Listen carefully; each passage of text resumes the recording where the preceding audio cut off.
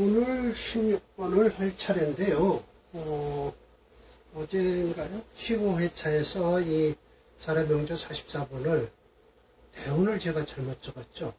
물론 책에서는 임신, 신미, 병호, 기사, 무진, 정묘 이렇게 해서 역대운으로 되어 있는데 저는 이걸 순대운으로 해갖고 깜짝 놀란 사주였었죠. 44번 이거 한번 다시 설명할까요? 차일주는 어떻게 된다? 양자장생을 했다. 그 양자장생이란 어디에 무엇을 깔고 앉았냐?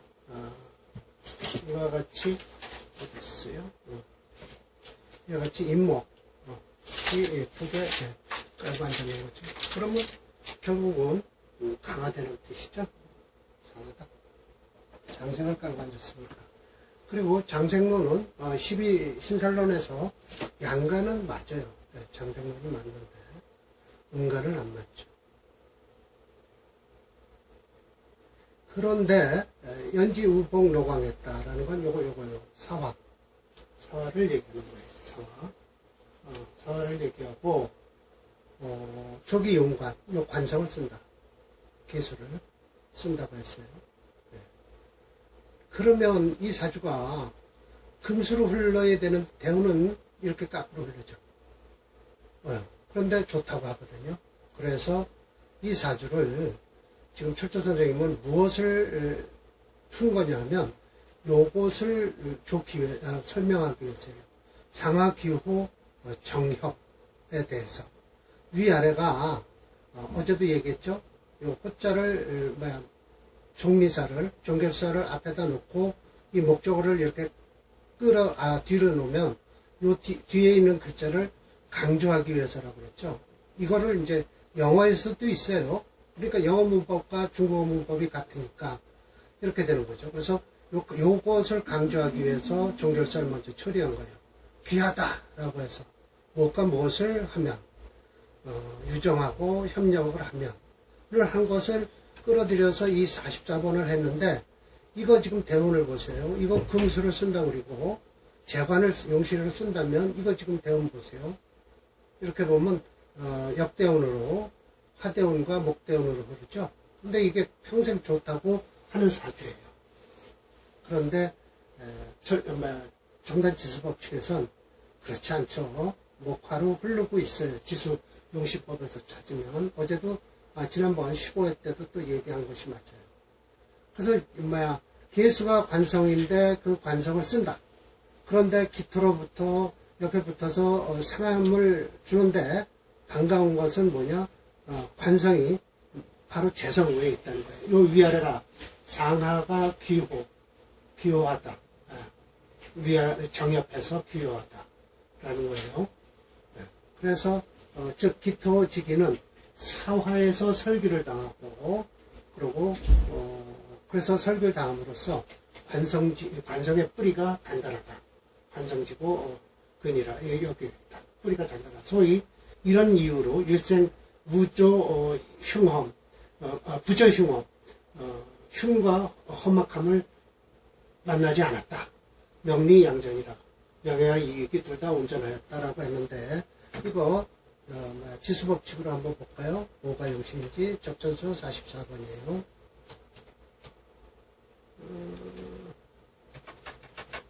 어제도 15회 때도 분명히 말씀드린 거예요. 이거는 철조 선생님께서 용신을 지금 잘못 말씀하시는 거다라고 해서요. 이거 보세요. 자, 이 사주 뭐냐면 금체 화목용조예요. 화가 용신이에요. 왜? 금이 이게 원령을 타고 나서 이게 4.5예요. 여기 1 하면 5.5가 되고 또 여기 사화 속에 경금 들었죠. 사유 공국을 하죠.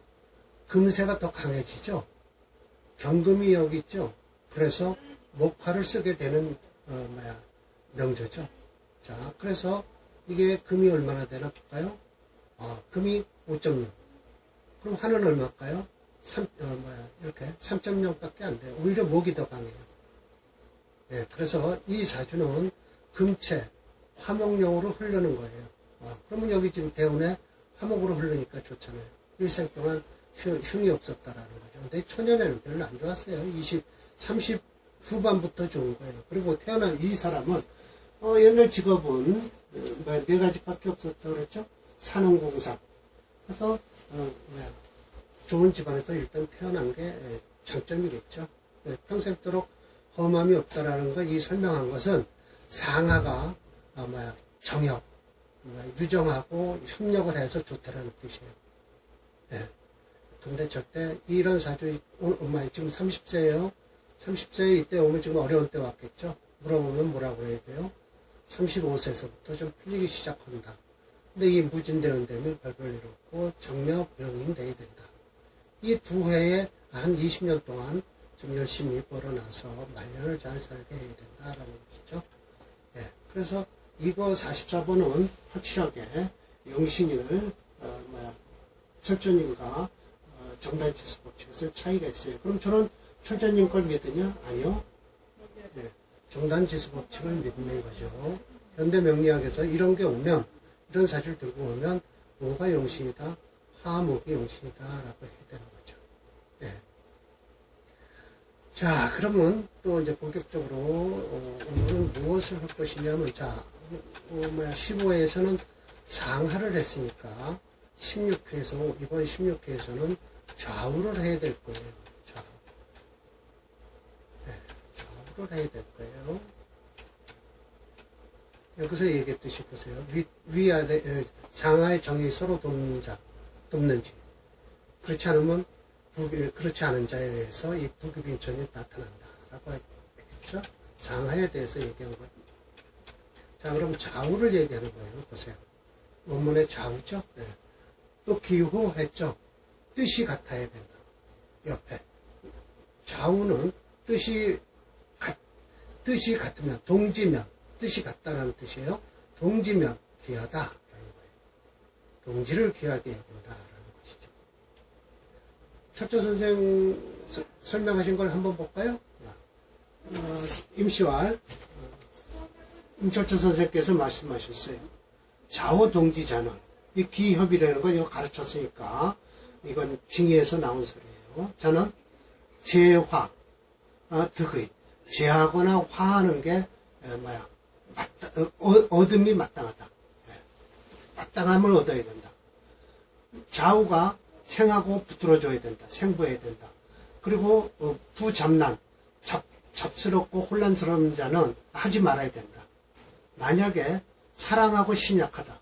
이거는 살이 왕하고 신약할 때는 양인이 있어갖고 합제하면 된다.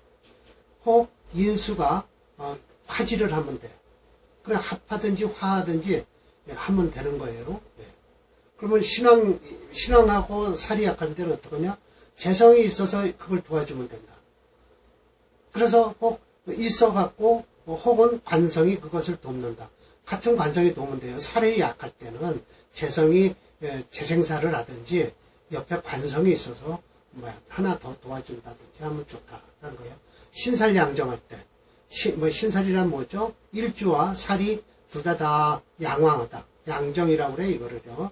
양왕이라고 하지도 않고 그럴 땐 대적할 만한 거예요. 일주가 살을 대적할 만하면 식상으로서 제지하는 게 좋다.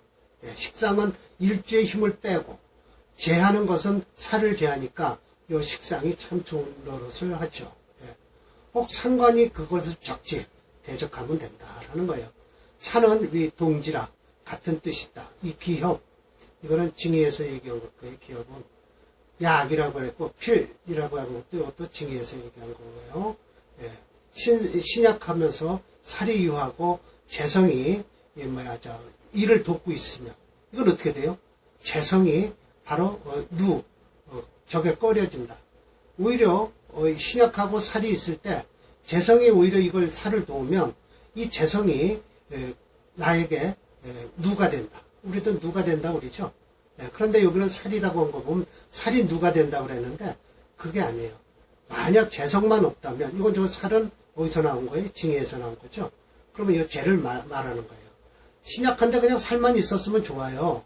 근데 오히려 재성이 더 살을 도와주니까 감당할 만한데 더 힘들게 하니 재성이 더 나한테는 누가 되죠.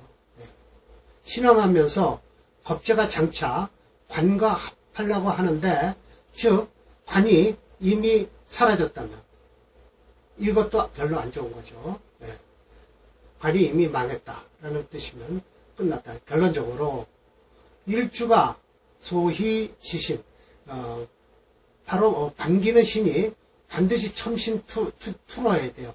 옆에 붙어서 그러니까 결국은 용신이 일주를 딱 찰싹 들러붙어서 투출하면 좋고, 희 반긴다. 살이 또 살에다가 더불어서 재성이 친해지면 끓인다. 살을 끓이고, 살이 본 식재를 만나는 것도 또 역시 끓인다는 거예요. 기. 반긴다. 인수가 인에 거하면 관이 뒤에 와야 된다. 예. 예, 그렇게 되는 거예요. 인수를 꺼리는데, 인수가 또 딱 하니 어떻게 됐어요? 인수를 꺼리는데, 약한 거죠. 그러니까는, 정말 강한 거죠.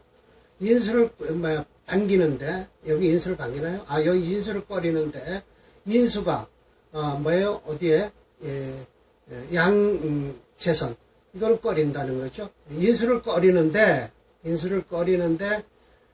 뭐예요? 인수가 어떻게 재선에 먼저 양보를 하면, 재성에 먼저 양보를 하면, 그건 좋다라는 뜻이죠.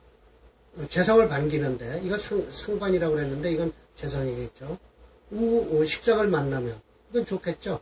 재성을 반기는데, 식상생지하니까. 기신을 꺼리는데, 또, 재성을 꺼리는데, 뭐예요? 비겁을 만나면, 좋다는 거죠. 예. 일주 소위 지신이라. 일주가 바로 반기는 신이다. 득 한신을 얻어서 도와주면 또 이것도 좋다. 부쟁불투. 또 그리고 한신이 딱 나타나서 다투지도 않고 투기도 안 하면 좋다라는 뜻이죠.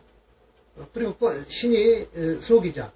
끓이는 것이 바로 끓이는 신이 한신에게 딱 하니 어떻게 돼요? 제복을 당하면 그러면 어떻게 돼요?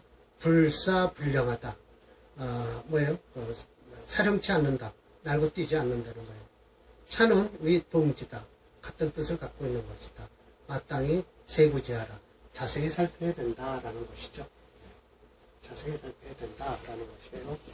자, 그래서 이거 40, 오늘은 2개만 하죠. 왜냐하면 다음 절에 3개의 사례명자가 나와요. 그렇게 되면 좀 힘드니까 오늘은 간단히 2개만 할게요. 자, 이렇게 연월일실은 볼 필요 없죠. 이렇게 해서 올릴게요. 자, 보세요. 임신, 경호, 경진이에요. 이거 화가 강한 것 뻔히 다 눈에 보이죠. 화가 강하니까 뭐예요? 수를 써야 돼요. 그래서 수의 뿌리를 또 보니 있다는 거죠. 또 여기에 경진이 있죠. 그러니까 화가 이렇게 강하니까 금수대원으로 흐르면 좋죠. 이렇게 흐르니까 무조건 좋다고 할 수 있는 거예요. 자음과 이렇게 됐다는 거죠. 자, 병화에 살이 비록 왕하다. 병화에 살이 왕하죠. 임수, 뿌리가 역시 단단하다. 근역고. 일주는 비겁이 조지한다. 여기서 비겁이 이렇게 딱 돋고 있죠. 또 진토도 도와요. 습토, 지생. 습토가 생을 돕는다라는 거죠. 말하여 신살양정하다는 거예요.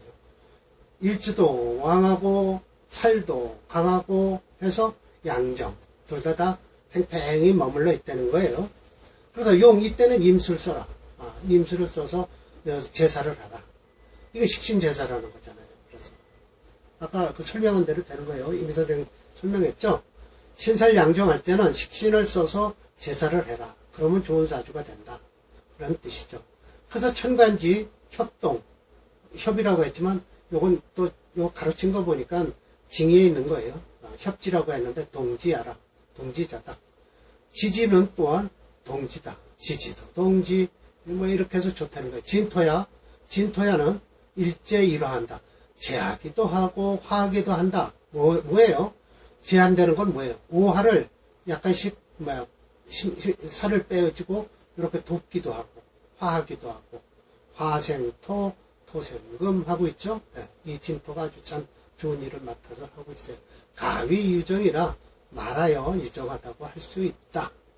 운 또한 금수지향으로 하니, 금수지향으로 흐르죠. 예, 금수지향으로 흐르니 벼슬길이 어디냐, 현역했다. 그리고 어디까지 올랐냐, 지본가까지 올랐다라는 소리예요. 네.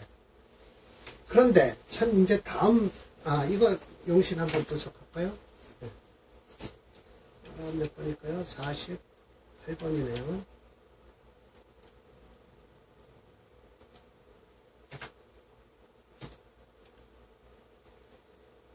네. 임신, 병호, 경호, 경진. 사주? 좋죠? 여기까지 좋잖아요. 네. 알았죠. 네. 자, 그런데 다음번이 문제예요. 이거 참 안타까운 사주풀이를 또 하게 생겼는데, 저 역시도 이걸 어떻게 풀어야 될지를 모르는 사주인데, 47번 49번을 보면 이렇게 돼 있어요. 자, 이모, 병호, 경신, 무인이란 말이에요. 아까와 거의 비슷하다는 걸 느끼시잖아요. 네. 아까는 임신이었죠. 그리고 병호고, 네. 여기가 경호였었어요. 그런데 이게 경신이잖아요. 그리고 여기가 경진이었었죠. 그런데 지금 이 사주를 보면 설명하실 거예요. 자, 한번 설명하는 걸 좀 들어봅시다. 자, 이렇게 해서 좀 여기까지 내리고 볼까요? 예, 저거는 필요 없으니까. 이렇게 하면 딱 되겠네요. 자, 봅시다. 차여전, 전저와 합관, 보기가 아주 똑같이 보인다는 거예요. 그래서 합해서 딱 보면 대동소이하다. 우리가 일반적으로 비슷한 걸 대동소이하다 그러죠. 하물며 항호, 일주에 노광을 깔았어요. 이렇게 경신. 네. 임수 역시 김제 제살 가까이 붙어서 요 살을 제하고 있어요. 그런데 어찌하여예요? 하 피즉 앞에 명조예요. 48번 명조인가요? 네.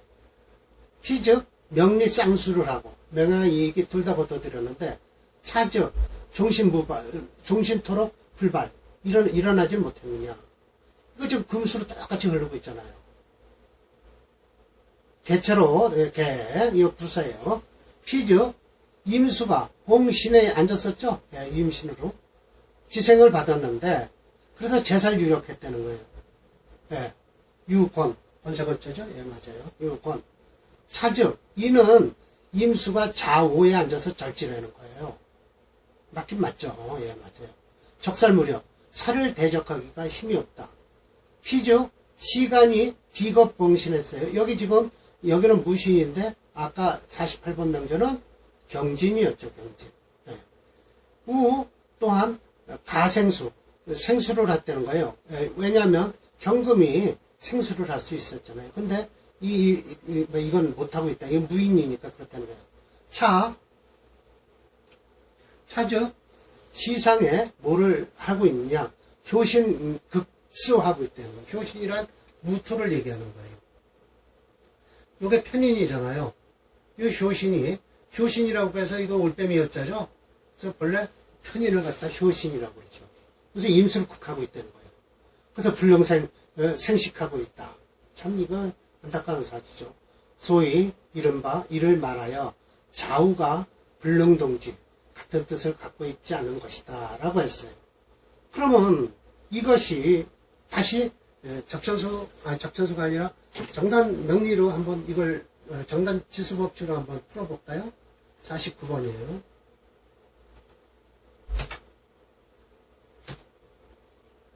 이런 건 대답할 수가 없어요. 우리가요. 자, 이것도 역시 경금이에요. 그러면 이거 똑같이 대운이 이렇게 흐르고 있죠. 근데 이 사람은 평생도록 이룬 게 없다. 불발이었다라고 설명을 한단 말이에요. 이것을 누가 또 설명을 하시냐. 자, 49번 이 책을 나하고 같이 쓴 정단 선생님께서 이렇게 설명을 하셔요. 자, 일단은 임수는 못 쓴다. 그래서 금토로 쓴다. 자, 임수는 못 쓴다. 금토로 쓴다. 그러면 임수는 못 쓴다. 금토를 쓴다. 그럼 요때 조금 좋아지고 이 수대운에는 못 쓰는 거예요. 예.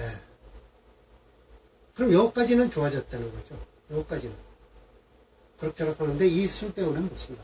못 쓰는 게 아니라 이제 그러면서 자 이게 바로 정단선 선생님이 설명을 하신 거예요. 한번 읽어볼게요. 귀천을 구분하기 위해 오행의 배합을 보면 칠살이 위협하는데 임수는 제살하지 못하고 있을 뿐만 아니라 화살할 습토도 없으니 천한 명조가 되었다라는 거예요. 일단 이렇게 설명을 하시죠. 희기와 귀천으로 통하여 명운을 보면 용신운에는 무난하나 수운에 발하지 못하고 설이 되어 종신토록 불발하였다. 예, 이게 토금으로 보는 거예요. 예, 토금으로 보는 거예요. 참 이렇게 해서 또 그리고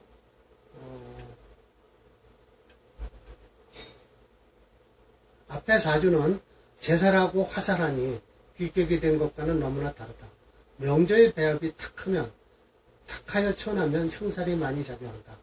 5호 자연과 인신 충형이 재관을 상하게 하니 여자 때문에 자식 때문에 고통받는 일이 생기는 것이다. 5호 자영살은 음덕이나 화상으로 이어질 수 있고 화재와 화마를 조심해야 할 것이며 자식을 놓고 부부불화가 잦아지고 처가를 아주 멀리하게 될 것이다. 더구나 자공이 되어 흉함이 깊고 아마 공망이 됐다는 소리죠. 허망함을 느끼게 되고 우울증이 심각해질 수 있다. 월주 편관이니 엄격한 부모님에 자랐는데 부치는 포악한 성정이 있을 것이다. 라고 해서 현대적으로 설명을 하신 바로 이 사주 명조예요. 5호 자연과 인신충에 대해서 설명을 하셨죠. 아까는 경진이었죠. 이거 인신충 되죠. 좌우가 돕지 못하는 사주가 됐다라는 것이죠. 안타까운 사주죠. 그러면 결국 충을 지지에서는 충을 많이 관심 있게 봐야 된다는 거죠. 형도 적천수 임철조 선생은 안 보시지만 현재는 이 5호 자형도 봐요. 예. 인신충은 이거 확실하죠? 네, 인신충은 확실해요. 자식성이 날아가죠. 네. 자식성은 여기 있죠. 자식성이 남자니까 여기네. 여튼간 사주 구조가 좌우가 좋지 않았다. 불협합했다라는 것을 알 수가 있죠. 네, 참, 이 구조가 문제인 사주가 있어요. 사주를 풀다가 용신운인데도 참 안타까운 사주가 있는 것이 이런 때 좀 안 좋은 사주가 역시 나와요. 자, 그래서 44번은 제가 다시 수정을 한 거고요. 오늘은 48, 49번.